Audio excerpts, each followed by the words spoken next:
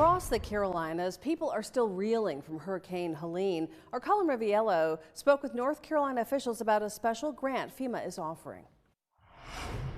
One Henderson County family I spoke to says this hazard mitigation grant is their last shot at recovering financially from Hurricane Helene. This water came in and went out like within an hour. Hendersonville mom Tamara Darnell says she's faced with waves of decisions to make after Hurricane Helene flooded her house where her daughter was living. Including the basement and her upper level is approximately 25 feet of water. North Carolina hazard mitigation officers are in Hendersonville this week to help people with the hazard mitigation grant application that offers programs to disaster victims like Darnell, who says it could help make her recovery ride less bumpy. The hazard mitigation grant is intended to identify properties specifically that may be or have been impacted by disasters or disasters in the future, and try to implement measures that will protect those homes and those homeowners from future or current damages. 3/4 of the grant is funded by FEMA. We're told the state covers the rest, allowing affected homeowners the choice to have their home bought out by the state government at a fair market value or elevated 2 feet above the floodplain.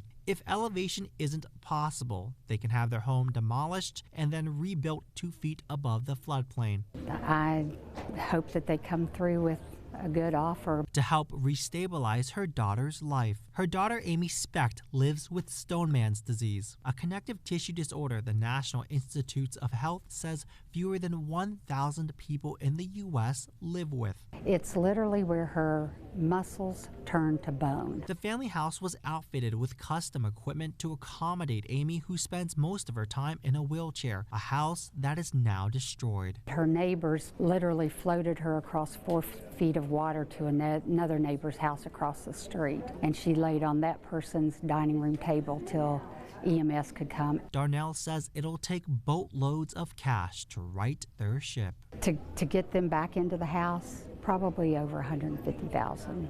Henderson County officials encourage people to apply as soon as possible. Reporting in Henderson County, Colin Riviello, 7 News. And workers will be at the Disaster Recovery Center off of Asheville Highway tomorrow from 8 a.m. until 6 p.m.